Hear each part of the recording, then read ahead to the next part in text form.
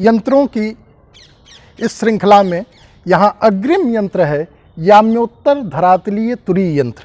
इस यंत्र के माध्यम से ग्रह नक्षत्रों का याम्योत्तर लंघन काल और उनके नतांशों का ज्ञान किया जाता है। यहाँ पर आप देखेंगे एक सामने वहाँ ऊपर में देख रहे हैं, वह एक नुकीली कील लगाई गई है।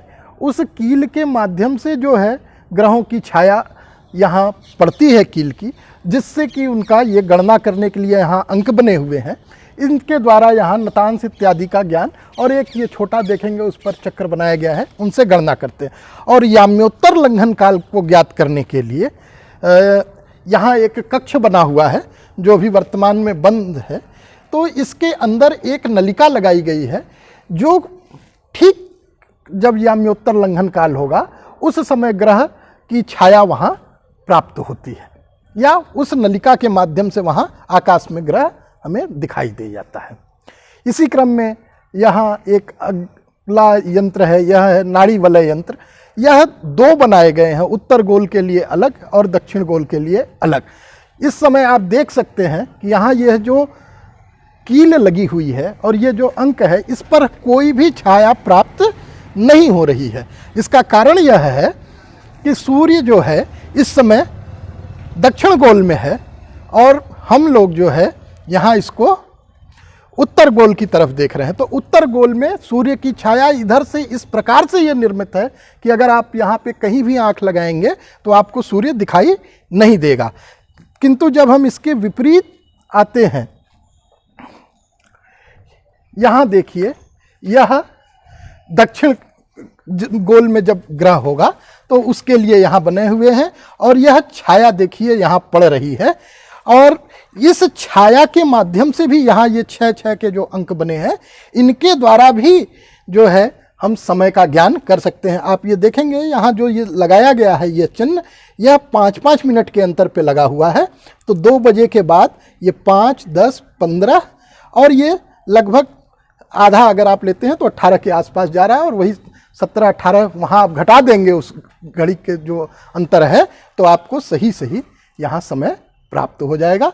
तो ये जब तक सूर्य जो है दक्षिण गोल में रहेगा तब तक इस भाग से, और जब सूर्य जो है उत्तर गोल में जाएगा तो पिछले भाग से गणना हो सकती है। और केवल इस एक यंत्र के माध्यम से हम ये जान सकते हैं कि सूर्य किस गोल में है, क्योंकि जिस गोल से उसका दर्शन होगा सूर्य उसी गोल में होगा। वर्तमान में यहाँ दक्षिण गोल से दिखाई दे रहा है, अर्थात सूर्य दक्षिण गोल में है, और उत्तर गोल में नहीं दिख रहा है तो उत्तर में नहीं है।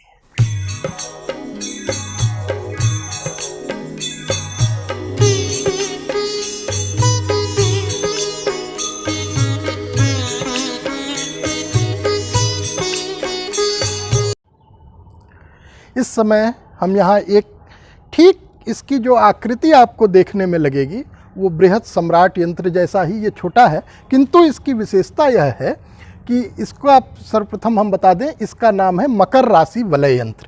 इस यंत्र के माध्यम से सायन मकर दशमारंभ काल में ग्रहों के सायन भोगांश ज्ञात होते हैं, और उनको भोगांश को ज्ञात करने के लिए यहाँ कुछ चिन्ह लगाए गए हैं और उनकी गणितीय परंपरा। तो जब इधर 6 राशियों का ये मकर राशि से, और इसी प्रकार का एक दूसरा यंत्र विपरीत दिशा में बना हुआ है जो कर्क राशि वलय यंत्र के नाम से जाना जाता है।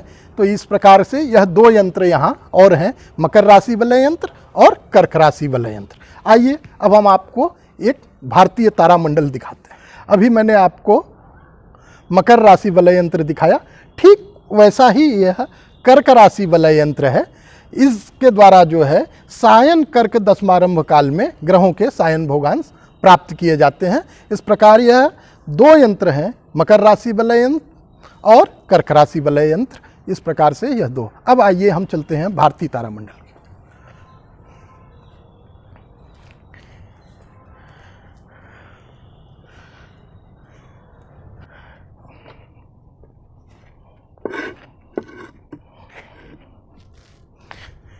इस समय हम यहाँ भारतीय तारामंडल नामक यंत्र के मध्य में खड़े हैं। यहाँ यह एक अर्धगोलाकार आकृति बनाई गई है इसमें जो आधे हिस्से में आप देख रहे हैं उत्तर दिशा की तरफ निशान बनाए गए हैं, जिनमें कुछ चक्र हैं मिट गए हैं, काफ़ी कुछ नष्ट हो गया है। आप ध्यान से देखेंगे तो कुछ अंक जैसे वहाँ लिखे हुए हैं 8, 10, 11, 12, इस तरह से यहाँ 1 से 12 तक उधर अंक लिखे गए हैं और इस पर कुछ अंक अंशात्मक मान लिखे गए थे, ये जो लगभग मिट चुके हैं।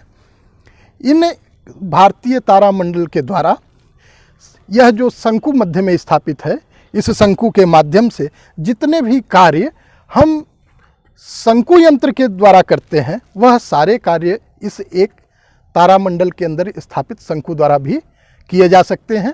और अन्य जो गणनाएं हैं वह इस भारतीय तारामंडल के द्वारा की जाती हैं। इनकी एक विशिष्ट विधि है जिन्हें हम फिर कभी आपसे उनसे आगे विस्तार से चर्चा करेंगे। यह भारतीय तारामंडल है और यह जो है ग्रहों की गणना के लिए इनका उपयोग होता है। अब हम यहाँ जिस यंत्र के सामने खड़े हैं इसका नाम है याम्योत्तर धरातलीय चाप तुरीय यंत्र। वस्तुतः यह यंत्र दो यंत्रों को, याम्योत्तरीय चाप यंत्र और याम्योत्तर तुरीय यंत्र, इन दोनों को मिलाकर के बनाया गया है। इस यंत्र के माध्यम से ग्रह नक्षत्रों का याम्योत्तर लंघन काल, अक्षांश, क्रांति, सूर्योदय, सूर्यास्त इत्यादि जो विषय हैं, इन सभी का साधन हम मात्र इस एक यंत्र के द्वारा कर सकते हैं। इस यंत्र में याम्योत्तर वृत्त धरातल में एक चाप का आकार बनाकर, डी आकार का जो है चाप बनाकर इसमें मान लिखे गए हैं और उनके मध्य जो है एक शंकु स्थापित किया गया है। तो एक चाप यंत्र और तुरीय यंत्र, इन दोनों का यह सम्मिश्रण के रूप में याम्योत्तर धरातलीय चाप तुरीय यंत्र यह है, जिसके माध्यम से जो है हम ग्रहों के सूर्योदय, सूर्यास्त और उनको जो है गोल का ज्ञान, ये सब हम इनके माध्यम से कर सकते हैं। इस प्रकार से इस सुधाकर द्विवेदी वेधशाला में कुल 11 यंत्र स्थापित हैं जिनका परिचय मैंने आपसे कराया और इस वेधशाला के निरंतर विकास के लिए हमारे वर्तमान कुलपति प्रोफेसर राजा राम शुक्ल जी निरंतर प्रयासरत हैं। उनका आशीर्वाद ज्योतिष विभाग को हमेशा प्राप्त होता रहता है। उनके कुशल नेतृत्व में जिस प्रकार विश्वविद्यालय का सर्वांगीण विकास, चतुर्मुखी विकास हो रहा है, उसी प्रकार से ज्योतिष विभाग का भी यहाँ विकास प्रारंभ है, चल रहा है और उनकी कृपा वेधशाला के ऊपर बनी रहती है, जिससे कि धीरे धीरे इस वेधशाला के भी विकास का कार्य प्रारंभ किया गया है। और मैं आपको यह भी जानकारी देना चाहूँगा कि इन प्राचीन यंत्रों के साथ साथ ही संपूर्णानंद संस्कृत विश्वविद्यालय के ज्योतिष विभाग में एक आधुनिक 8 इंच व्यास का टेलीस्कोप भी स्थापित है, जो छात्रों को अध्ययन के लिए उपलब्ध कराया जाता है। और अन्य गोल इत्यादि यंत्र जो हैं ज्योतिष के प्रयोग के, वह विभाग में उपलब्ध हैं, जो छात्रों को अध्ययन के समय उपलब्ध कराए जाते हैं, जिसके माध्यम से उनको प्रायोगिक ज्ञान भी यहाँ प्रदान किया जाता है। आप सभी ने अपना समय दे करके इस वेधशाला के वीडियो को देखा, इसके लिए मैं आप सभी का हृदय से आभार व्यक्त करता हूँ। जयतु संस्कृतम, जयतु भारतम।